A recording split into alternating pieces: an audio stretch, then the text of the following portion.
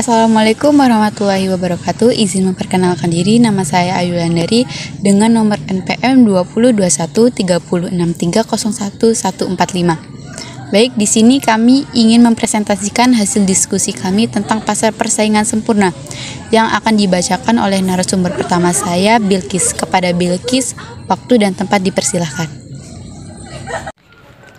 Sebelumnya izin memperkenalkan diri, perkenalkan nama saya Bilkis Dwi Fitria dengan nomor NPM 20213063011065. Di sini saya akan menjelaskan tentang pengertian pasar persaingan sempurna. Pasar persaingan sempurna adalah sebuah jenis pasar di mana jumlah penjual dan pembelinya sangat banyak dan keadaan di dalam pasar tidak terpengaruh oleh banyaknya penjual dan pembeli ini. Pasar persaingan sempurna dianggap memiliki sistem yang akan menjamin terwujudnya kegiatan memproduksi barang atau jasa yang tinggi efisiensinya. Dan untuk pembentukan harga dari pasar persaingan sempurna ini adalah kesepakatan antara produsen dan juga konsumen. Sekian, selanjutnya saya akan serahkan kepada rekan saya yang lain. Terima kasih. Assalamualaikum warahmatullahi wabarakatuh. Nama saya Danang Setio Nugroho, NPM 18010051. Di sini saya akan menjelaskan tentang ciri-ciri pasar persaingan sempurna. Yang pertama adalah perusahaan adalah pengambil harga. Yang dimaksud perusahaan adalah pengambil harga yaitu perusahaan dalam pasar persaingan sempurna disebut sebagai price taker karena tindakan masing-masing penjual tidak bisa mempengaruhi harga pasar yang berlaku. Harga ditentukan oleh kekuatan permintaan dan penawar di pasar. Perusahaan dapat menjual berapapun jumlah barang pada pasar yang berlaku. Yang kedua adalah setiap perusahaan mudah keluar atau masuk. Yang dimaksud adalah terdapat kebebasan bagi para penjual untuk membuka ataupun menghentikan usaha mereka dalam pasar. Penjual yang ada di pasar persaingan sempurna bisa dengan bebas membuka usaha dan menghentikan tergantung dengan kondisi pasar pada saat itu. Yang ketiga, menghasilkan barang serupa. Perusahaan atau produsen yang berjual di dalam pasar persaingan sempurna punya sifat yang homogen atau bisa digantikan dengan produk yang dijual oleh orang lain. Hal tersebut bisa dikatakan bahwa produk yang dijual di dalam pasar persaingan sempurna bersifat sama atau serupa dan bisa diganti dengan produk yang lain yang identik. Berikutnya yang keempat, terdapat banyak perusahaan di pasar. Untuk ciri yang pertama dalam pasar persaingan sempurna adalah ada banyak penjual dan pembeli yang melakukan berbagai kegiatan transaksi di sana. Jumlah penjual dan juga pembeli yang banyak tersebut membuat jenis pasar ini mempunyai harga jual dagangan yang relatif stabil. Tak hanya itu, jenis pasar ini juga cenderung terhindar dari resiko monopoli oleh satu pihak saja. Sekian dari saya, akan dilanjutkan oleh rekan saya.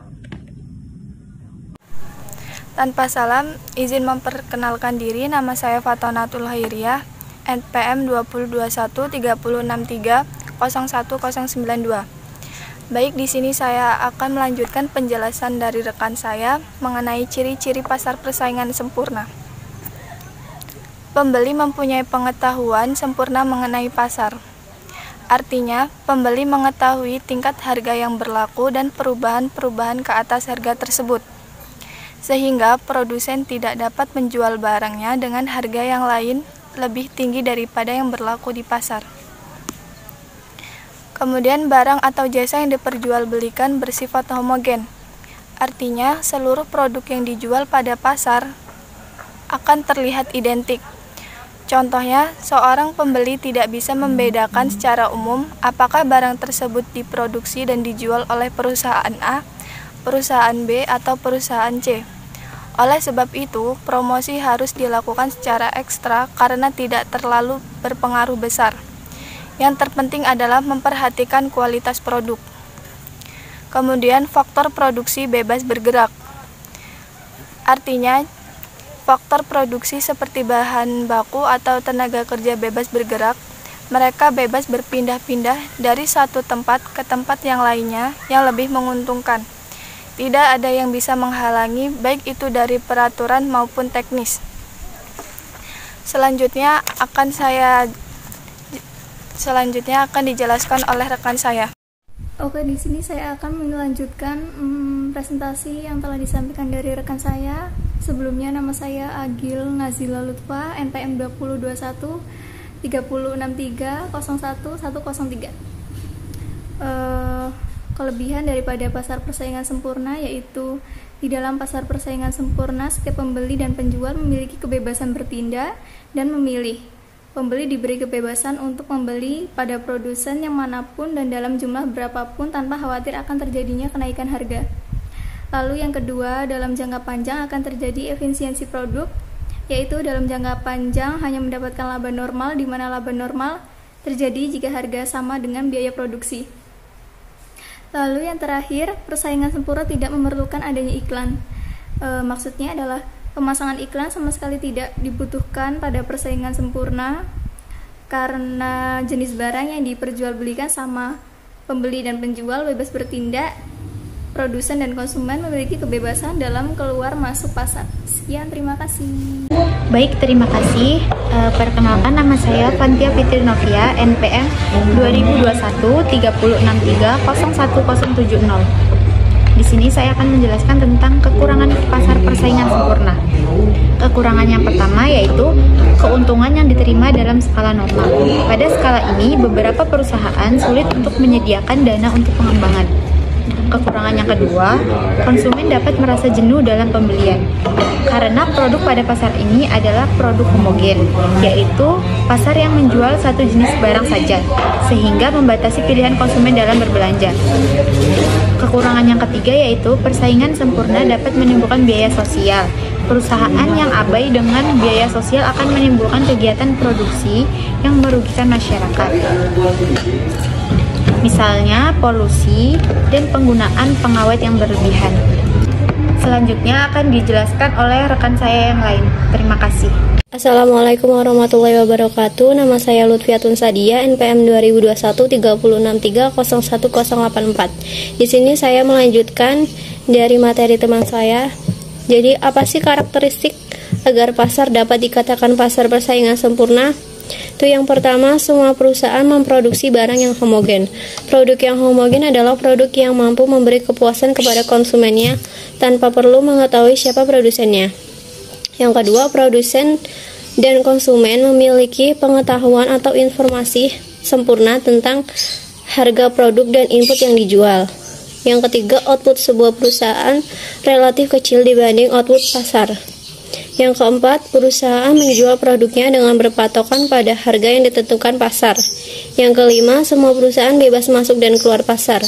Dalam pasar persaingan sempurna, faktor mobilitasnya tidak terbebas dan tidak ada biaya yang harus dikeluarkan untuk memindahkan faktor produksi.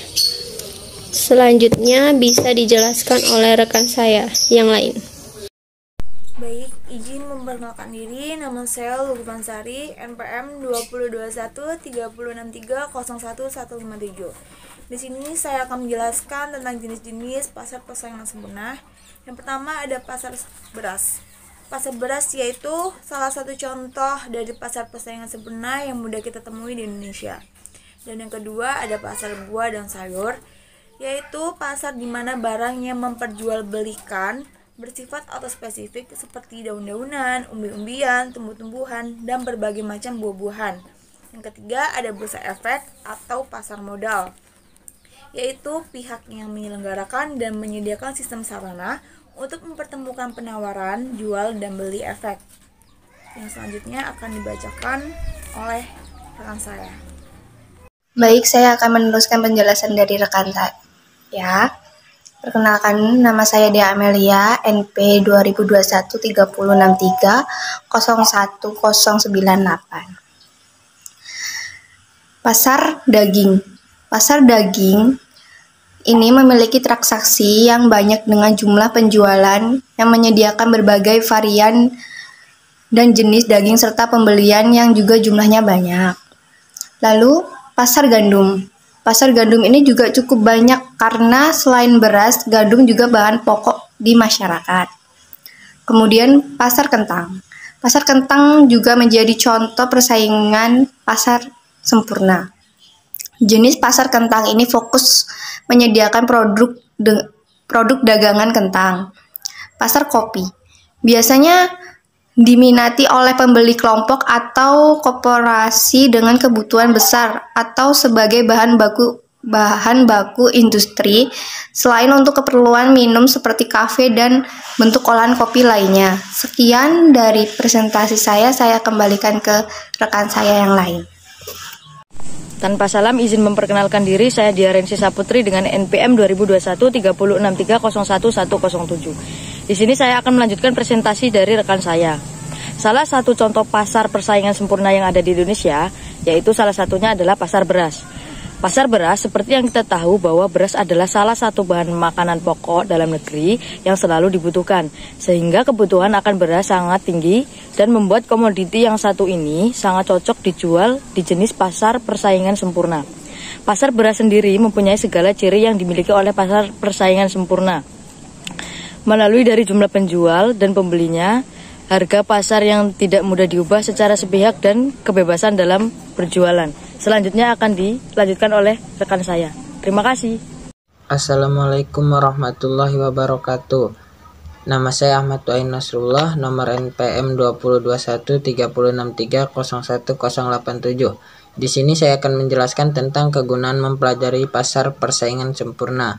Dalam kegunaan untuk mempelajari pasar persaingan sempurna ada 3 hal, yaitu 1. Untuk mempelajari corak kegiatan perusahaan dalam persaingan sempurna. Contohnya seperti mendapat keuntungan normal, mengalami kerugian, dan menutup perusahaan. 2. Dapat dijadikan landasan dalam membuat perbandingan dengan ketiga jenis struktur pasar lainnya, termasuk dalam menentukan harga, iklan, serta penelitian dan pengembangan produk. Yang ketiga, dapat mempelajari cara-cara perusahaan menentukan harga dan produk dalam usaha mereka untuk mencari keuntungan yang maksimum. Seperti contohnya adalah scheme the cream. Scheme the cream adalah penerapan yang tidak memiliki pesaing atau tidak ada produk atau jasa yang sejenis. Yang kedua ada penetration. Penetration adalah strategi atau langkah yang penentuan harganya cukup berani. Selanjutnya akan dijelaskan oleh rekan saya yang lain. Assalamualaikum warahmatullahi wabarakatuh. Nama saya Farhan Nur Hidayat. Nomor NPM saya 2021 3063 01068. Sini saya akan melanjutkan presentasi terkait dengan permintaan dan hasil jual. Jadi untuk menganalisa sebuah perusahaan dalam memaksimalkan keuntungan itu ada 2 yang harus diperhatikan, yaitu biaya produksi dan hasil penjualan. Kalau disajikan dalam kurva, maka permintaan membentuk garis lurus sejajar dengan harga yang bersifat elastis sempurna. Nah, jadi ada 2 alasan mengapa permintaan segaris horizontal dengan harga. Yang pertama itu produk perusahaan itu serupa dengan produk perusahaan lain. Nah, sehingga apabila produk perusahaan tersebut menaikkan harga, maka konsumen akan membeli dari produk perusahaan lain. Yang kedua, karena produk perusahaan tersebut hanya sebagian kecil dari yang diperjualbelikan di pasar. Selanjutnya hasil jual. Jadi ada 3 klasifikasi hasil jual. Yang pertama hasil jual rata-rata, yaitu pendapatan per unit barang yang diperoleh dari menjual barang. Nah, yang kedua itu hasil jual marginal, yaitu tambahan hasil penjualan yang diproduksi perusahaan dari satu unit barang produksi. Nah, yang terakhir hasil jual total. Hasil jual total yaitu seluruh jumlah total pendapatan yang diterima perusahaan dari margin barang yang diproduksi. Assalamualaikum warahmatullahi wabarakatuh. Saya Arista Fajar Aditya dengan nomor NPM 2021 306 301 128. Di sini saya akan menjelaskan syarat pemaksimuman keuntungan. Di dalam jangka pendek, pemaksimuman untung oleh suatu perusahaan dapat diterangkan dengan dua cara berikut. 1. Membandingkan hasil penjualan total dengan biaya total. Cara ini ditentukan dengan menghitung dan membandingkan hasil penjualan total dengan biaya total. 2. Menunjukkan keadaan di mana hasil penjualan marginal sama dengan biaya marginal. Cara yang kedua, menggunakan bantuan kurva atau data biaya rata-rata dan biaya marginal.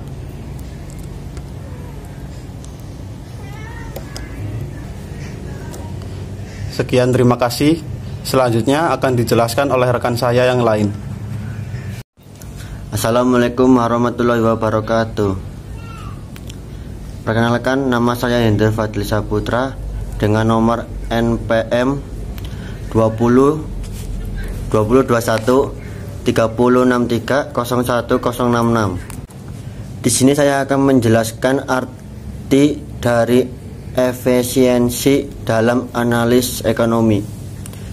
1. Efisiensi produktif.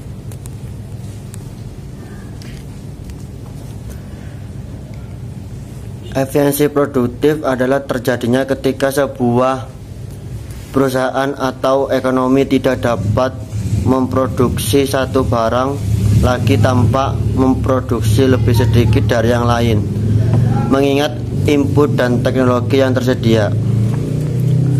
Sekian, terima kasih. Baik, sebelumnya izin memperkenalkan diri. Nama saya Al-Fadri Junyansah, NIM 2021-3010-1093. Saya akan melanjutkan arti dari efisiensi dalam analisis ekonomi yang kedua, yaitu efisiensi alokatif. Efisiensi alokatif itu sendiri adalah suatu keadaan perekonomian yang mana produksi merepresentasikan preferensi konsumen. Efisiensi alokatif juga merupakan kemampuan suatu perusahaan untuk menggunakan input pada proporsi yang optimal pada harga dan teknologi produksi tertentu. Sekian, saya kembalikan ke moderator. Baik, sekian presentasi dari kelompok kami. Jika ada salah kata dalam pengucapan dan kekurangan dalam presentasi, saya sebagai moderator mohon maaf, dan kepada Allah saya mohon ampun. Saya akhiri, wassalamualaikum warahmatullahi wabarakatuh.